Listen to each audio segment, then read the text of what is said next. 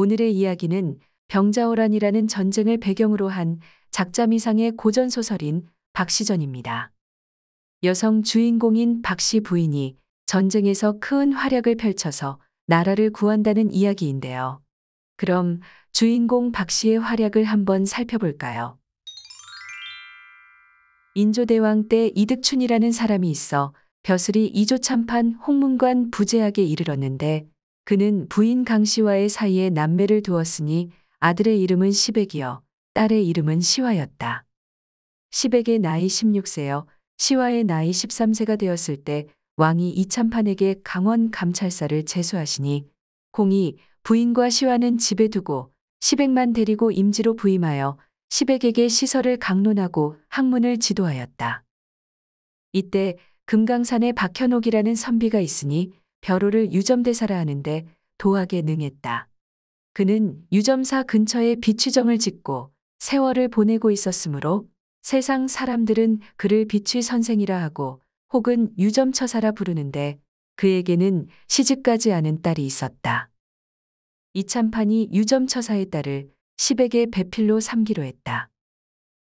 세월이 흘러서 이듬해 봄철이 되자 왕께서 이공에게 벼슬을 도두어 이조 참판 겸 세자빈객을 제수하고 조정으로 불러 짐을 도우라는 분부를 하셨다. 이럭저럭 박처사와 상약한 일이 다가왔으므로 시백을 데리고 금강산에 이르러 박처사 집을 찾아 아들의 혼례를 올리고 박처사와 함께 술잔을 나누며 즐거워하는데 신랑 시백이 신방에서 뛰어나왔다. 아니, 너는 왜 신방에서 뛰어나왔느냐? 그런 경거망동으로 나를 욕되게 하려느냐? 소저가 들어갔을 때는 신부가 없더니 나중에 들어왔는데 마치 무서운 천신의 끔찍한 괴물 같은 여자라 경악하였습니다. 그런데 몸에서 더러운 냄새까지 진동하여 토할 것만 같아서 급히 나왔습니다.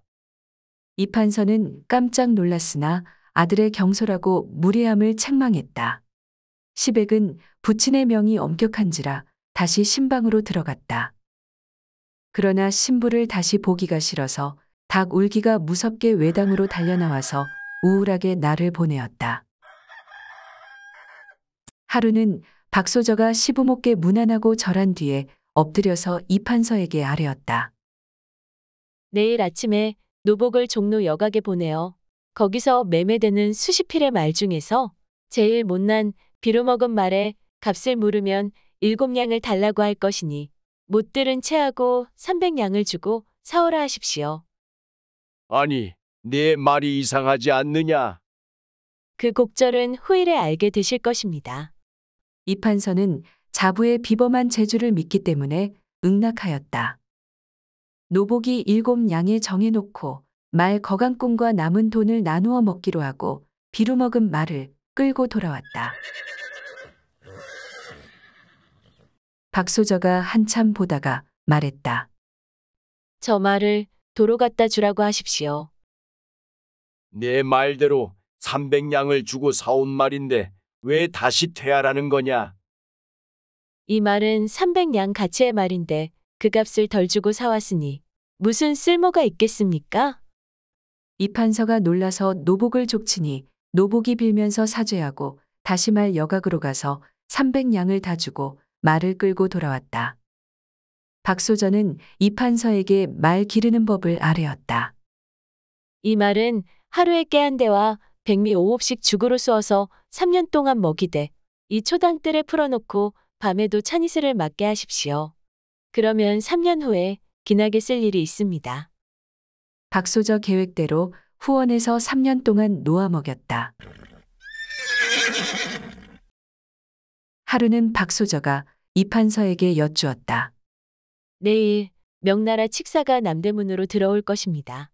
믿을 만한 노자에게 분부하여 우리 말을 끌고 가서 기다렸다가 칙사가 값을 묻거든 38,000냥에 팔아오라 하십시오. 과연 명나라 칙사장수는 말을 38,000냥에 사갔다. 이 말은 천림하였던 것이다. 이 무렵에 나라에서는 과거를 시행하여 인재를 전국에서 뽑게 되니 이시백이 과거에 응할 준비를 하고 내일이면 대궐 안 과장으로 들어가게 되었다.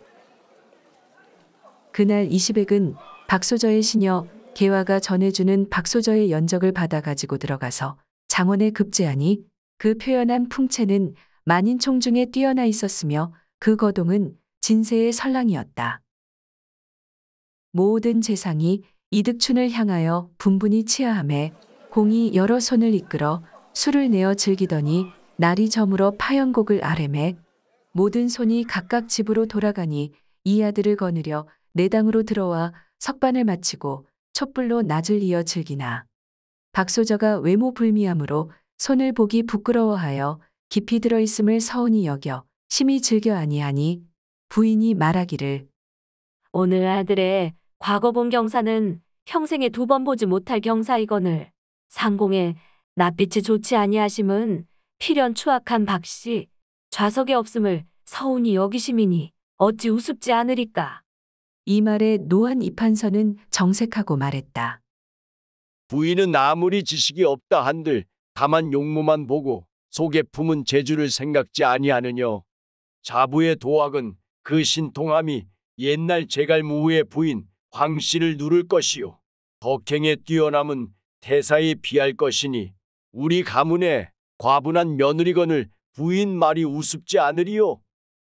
말을 마침에 부인의 안색이 심히 좋지 않았다. 이때 개화는 이시백의 장원 급제함을 듣고 소저를 향하여 기쁨을 치하하고 또 탄식하여 말했다.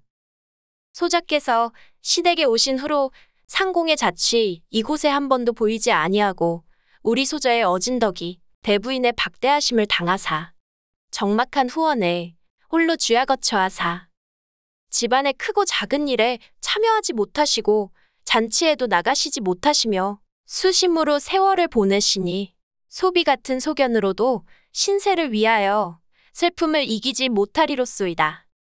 그러나 소저는 태연히 웃고 대답했다. 사람의 팔자는 다 하늘이 정하신 바라 인력으로 고치지 못하거니와 자고로 방명한 사람이 한둘이 아니니 어찌 홀로 나쁜 일이여. 분수를 지켜 천명을 기다림이 오르니 아녀자 되어 어찌 가부의 정을 생각하리여. 너는 고의한 말을 다시 말라. 바깥 사람들이 들으면 나의 행실을 천히 여기리라.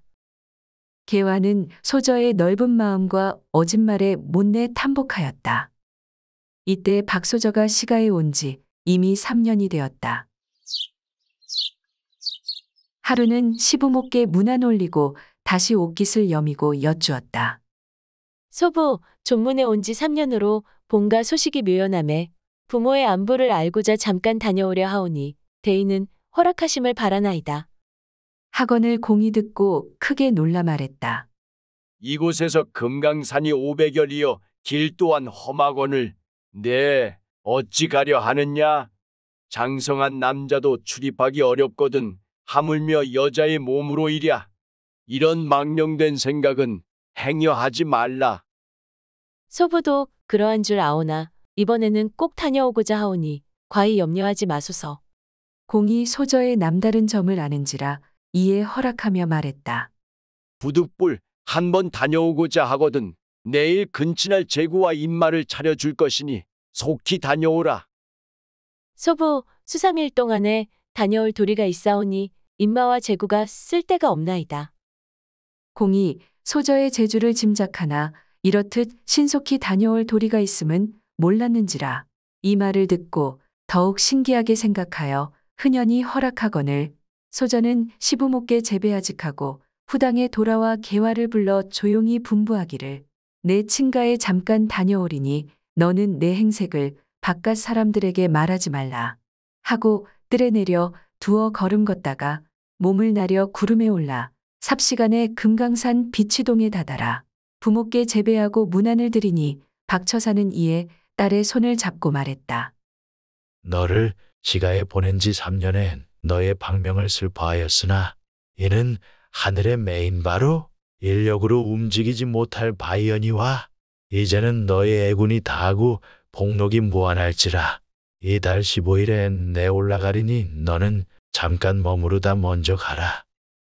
소저는 부모스라에서 몇 해의 회포를 풀며 며칠 동안 머무르더니 처사 부부 재촉이 성화 같았다. 너의 시댁에서 기다리실 테니 빨리 돌아가 시부모께 뵈어라. 소저는 마지못하여 부모를 하직하고 다시 구름에 멍해하여 잠깐의 후당에 돌아오니 개와 바삐 소저를 맞아 신속히 다녀옴을 반가워했다. 소저는 곧 의복을 갖추고 시부모께 나아가 문안드리고 다시 꿇어 공께 여쭈오되 소부 올 때에 가친의 말씀이 이달 15일에 갈 것이니 너의 시부께 아뢰라 하더이다. 공이 흔연히 고개를 끄덕이고 사람을 시켜 술과 안주를 갖추고 처사 오기를 기다렸다. 과연 15일에 이르러 달빛 맑고 바람 맑은데 호련 방공으로부터 하계 소리 나며 처사가 구름을 타고 내려오거늘 공이 황급히 뜰에 내려 처사를 맞아 방에 들어와 예를 마치고 좌정하매 공자 또한 의관을 갖추고 처사를 향하여 절을 하고 문안을 드리니 공자의 뛰어난 풍채 일대의 영웅 호걸이라 처사는 황홀하고 귀중히 여겨 공자의 손을 잡고 이판서를 향하여 말했다. 영랑이 거룩한 제주로 높은 벼슬에 올라 장원 급제하여 옥당에 참여하니 이런 경사가 또 없음을 아오나 이 시골 사람의 천성이 졸렬하여 공께 치하를 드리지 못하였더니 금년은 여호와의 애군이 다하여 지금 저의 흉한 용모와 누추한 바탕을 벗을 때가 되었으므로 조문에 나와 사위의 과거한 경사를 치하하고 아울러 여호와를 보고자 왔나이다. 공이 처사의 말에 무슨 뜻인가 들어있음을 짐작하고 기쁨을 이기지 못하여 주객이 술을 나누며 밤이 깊음을 깨닫지 못하더니 문득 달개 소리 요란함에 처사 비로소 소저의 침소에 들어가니 소저 급히 마루에서 내려 부친을 맞아 절을 올리고 문안하니 처사는 흔연히 딸의 손을 잡고 마루로 올라 남양하여 소저를 앉히고 웃으며 말했다. 금년으로 너의 애군이 다하였도다. 하고 주문을 외며 소매를 들어 소저의 얼굴을 가리키니 그 흉하던 얼굴의 허물이 일시에 벗어지고 옷같이 고운 얼굴이 드러나거늘 처사는 쾌히 웃고 말했다.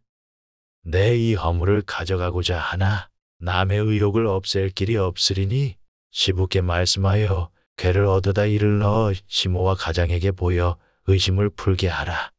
오늘 이별하면 이후 70년이 지나야 부녀가 다시 만나리라. 하고 밖으로 나가 이판서에게 이별을 고하며 당부했다. 이후 혹 어려운 일이 있거든 자부에게 물으소서. 뜰에 내려 두어 걸음 걷더니 간 곳이 없었다. 이튿날 개화가 이판서 앞으로 와서 소저의 신기한 소식을 전했다. 어제 처사께서 다녀가신 후로 우리 소저께서 얼굴에 허물을 벗고 절색의 부인이 되었기에 이런 신기한 술법에 놀라서 대감께 아뢰옵니다. 이판서가 기뻐하면서 후원의 초당으로 달려가 보니 그처럼 흉하던 며느리가 절세의 미소저로 변하여 있었다.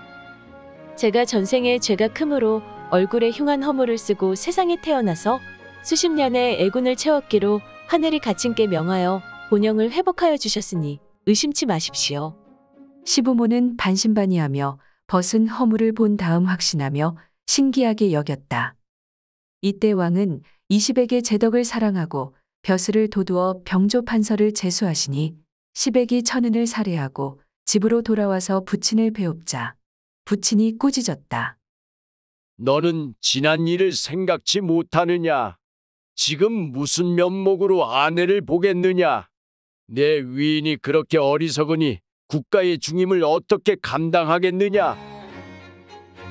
이시백과 박소저가 부부 화동한 지 수삭이 못되어 몸에 태기가 있더니 마침내 14기 되어 소저가 쌍둥이 아들 형제를 순산하였다. 이때 왕은 병조 판서 이시백에게 평안감사를 제수하셨다가 또다시 조정으로 불러서 곧 상경 벼슬을 내리셨다. 그런데 명나라의 조정이 요란하여 가달 등의 외적이 변경을 침노하매 왕이 심려하시고 이시백으로 상사를 삼으시고 적당한 인물을 군관으로 삼아서 원군 발정을 하라고 분부하시었다.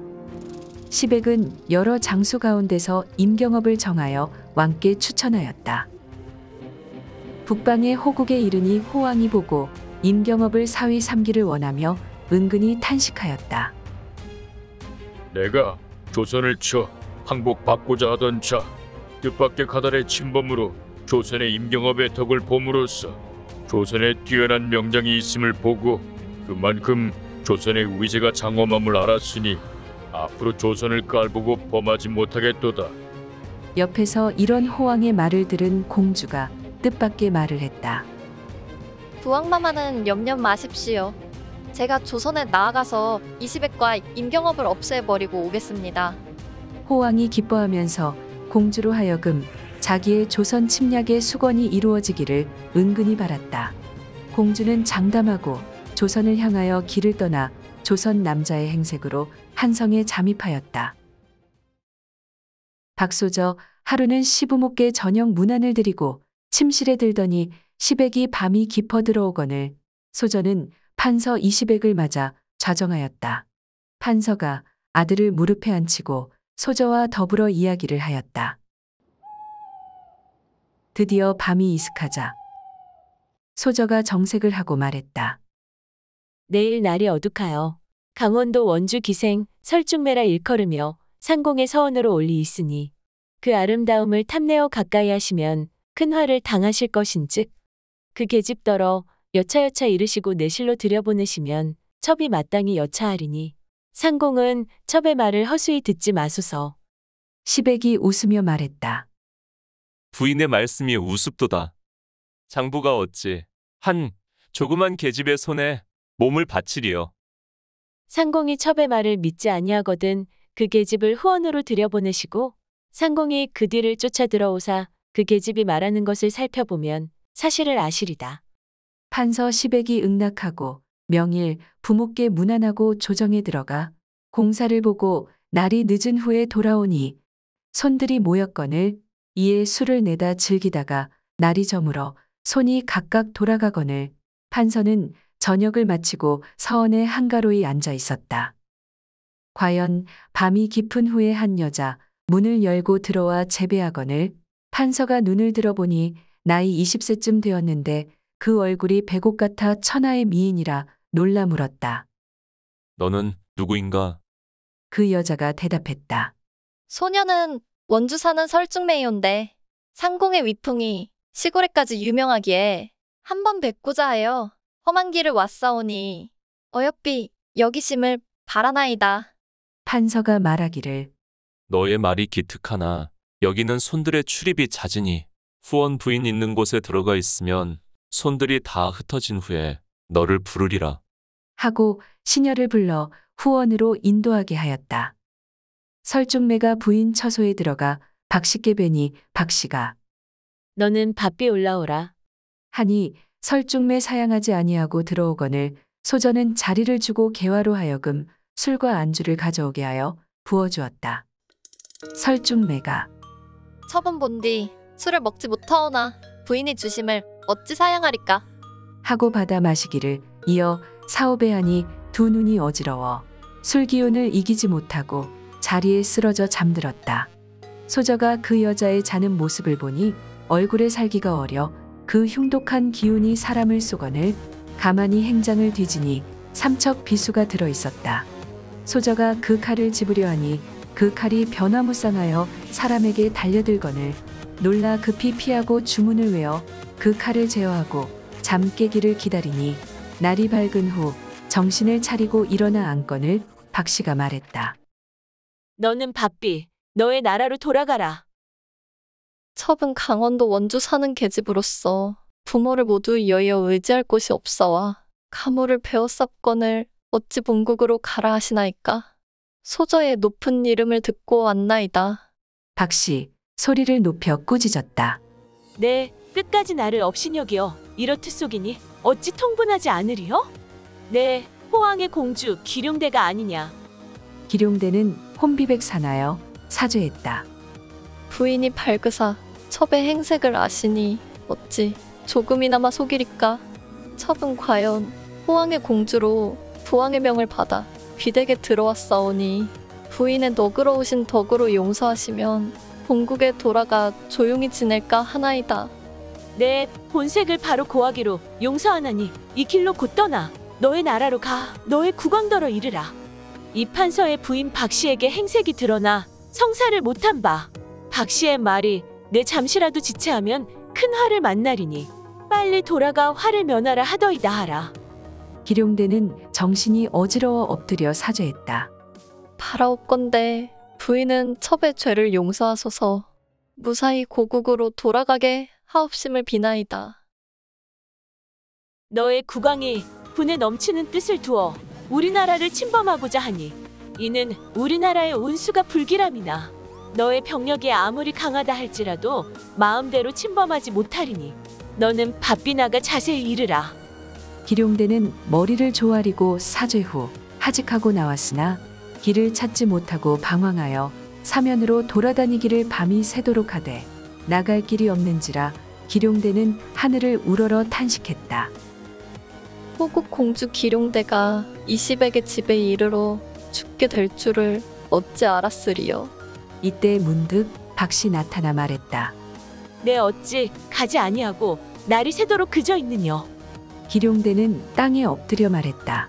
첩이 부인의 덕을 입어 돌아가려 하였사오나 사면이 층암절벽이라 갈 바를 모르오니 바라건대 부인은 길을 인도하여 주옵소서. 소저가 말하기를 너는 그저 보내면 필연 임경업 장군을 해하고 갈 듯한 고로 너로 하여금 나의 수단을 알게 함이라. 하고 공중을 향하여 진언을 외니 호련히 뇌성병력이 진동하며 폭풍우가 일도니 기룡대의 몸이 절로 날려 순식간에 호국 궁중에 가서 떨어졌다. 이것을 본 호왕이 경악했다. 공주 기룡대가 오랜 후에 정신을 차리고 일어나서 조선에 가서 겪은 자초지종의 일을 고하자 호왕은 경탄했다. 허허, 이시백의 부부가 그런 기대한 영웅인 줄은 몰랐도다. 이후 용골대, 용월대의 두 형제가 왕명을 받들고 군사를 교련하여 조선으로 행군을 개시하였다. 이때 이판서의 부인 박씨가 시백에게 심상치 않은 말을 했다. 호국의 공주 기룡대가 쫓겨 돌아간 후에 호국의 병세가 점점 강성하여 조선 침범의 야망을 버리지 않고 군사를 내어 임경업을 죽이고 위로 상감의 항복을 받고자 금년 12월 28일에 동대문을 깨치고 물밀듯이 쳐들어올 것입니다. 부디 그날을 어기지 마시고 상감을 모시고 광주산성으로 급히 피하소서. 그 뒷일은 제가 이곳에서 알아서 하겠습니다. 그러나 영의정 김자점과 좌의정 박운학의 반대에 부딪혀 상감은 판단을 내리지 못하고 주저하고 있었다. 이때 공중에서 호련히 옆에 비수를 낀 선녀가 내려와서 뜰 아레베아라고 상감에게 온 뜻을 아뢰었다. 신은 도승지 이세백의 부인 박 씨의 시비 개화입니다. 박 부인이 저에게 지금 성상이 간신 김자점의 참소를 들으시고 유에 미결하시니 내가 가서 아래어 곧 산성으로 동가하시게 하라 하더이다. 개화는 빼어들고 왔던 칼을 칼집에 꽂고 앞에 있던 큰 망두석을 번쩍 들어서 피난을 반대하고 있는 재상 김자점과 박운학을 겨누고 큰 소리로 꾸짖은 다음 다시 상감께 아뢰었다.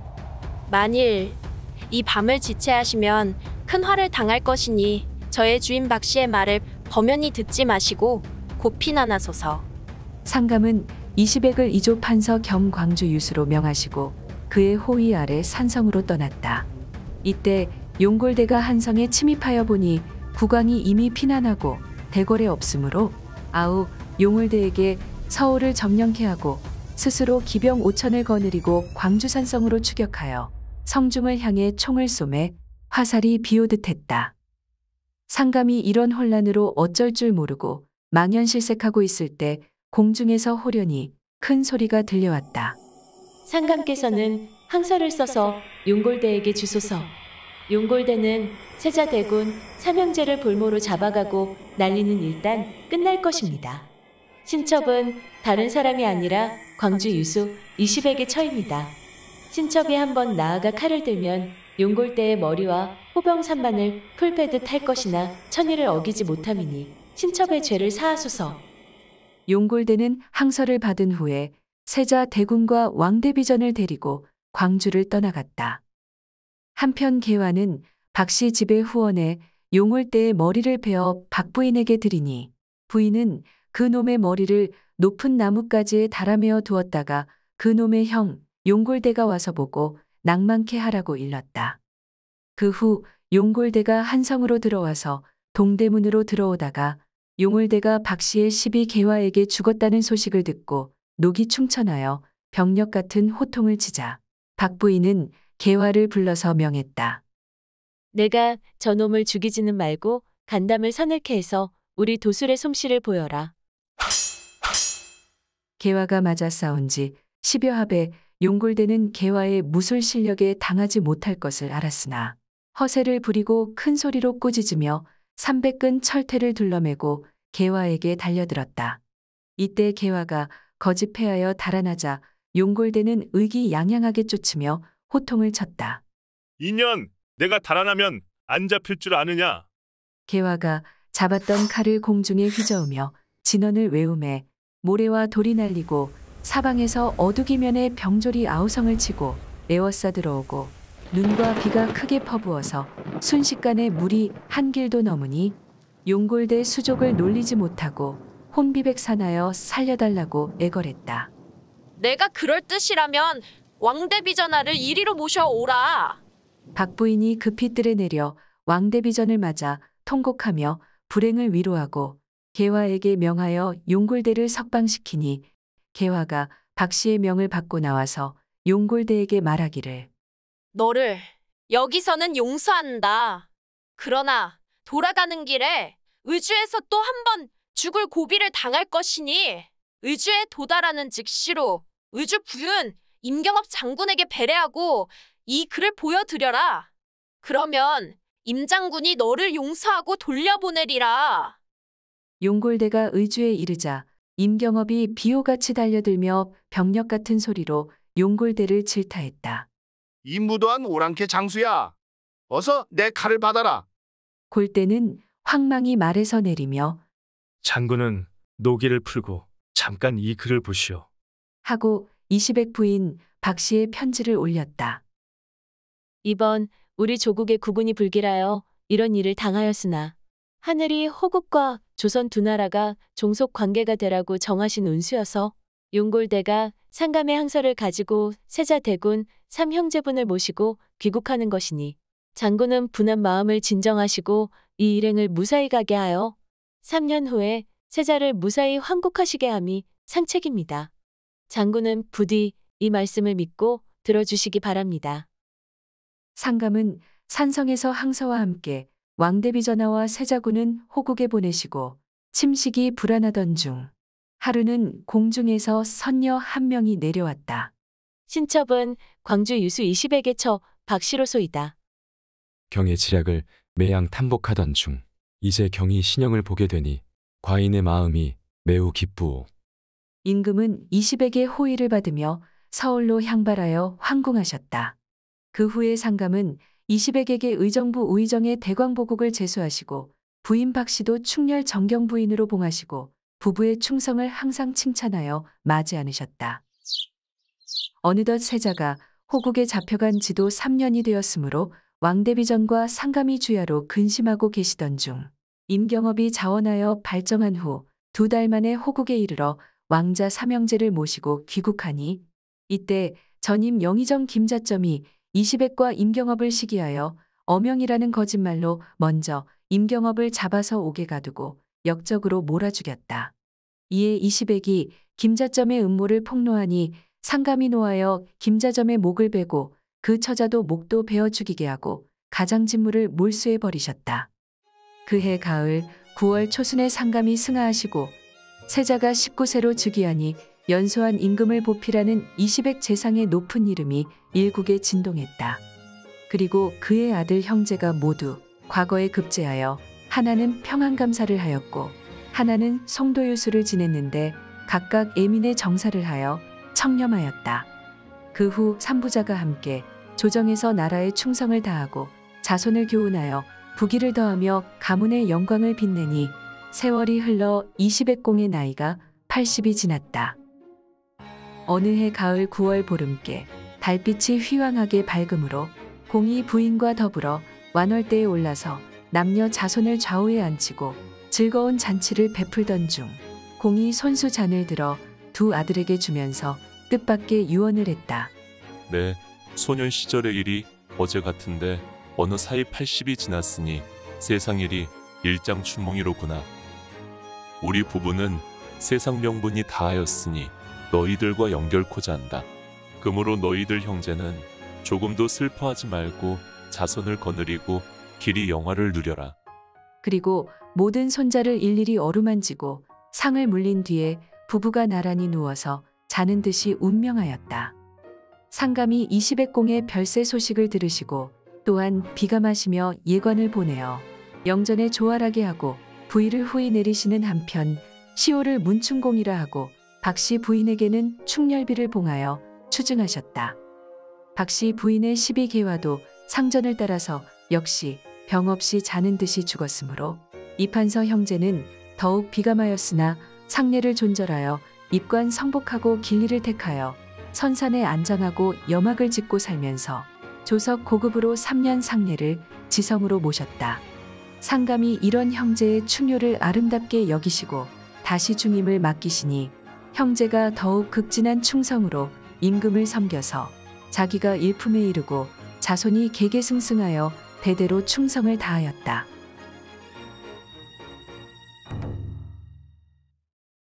이 작품은 실존 인물인 이시백과 가공의 인물인 이시백의 아내 박씨를 주인공으로 하여 병자호란의 패배를 심리적으로 보상하고 민족적인 긍지와 자부심을 일깨우고자 합니다.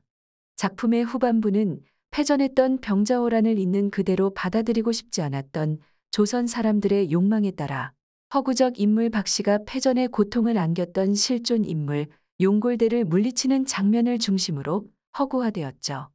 외적에 휘둘린 무능한 관군 탓에 병자호란 당시 여성은 전쟁의 큰 피해자였는데요. 박씨전에서는 이 비극적 체험을 재구성하여 전쟁으로 인한 피해를 피하기 위한 장소인 피화당에서 여성 인물과 적군이 전투를 벌이는 장면을 설정하고 있습니다. 이들 간의 대립 구도화에서 전개되는 이야기는 당시 사람들의 슬픔을 위로하고 희생자를 추모함으로써 공동체로서의 연대감을 강화하였던 것입니다. 오늘은 여성인 박씨 부인이 전쟁에서 큰 활약을 펼쳐 전쟁에서의 패배를 심리적으로 보상하고 또 민족적인 긍지와 자부심을 일깨우고자 했던 박씨전을 살펴보았습니다. 별별 이야기는 다음에 더 재미있고 유익한 이야기로 돌아오겠습니다. 감사합니다.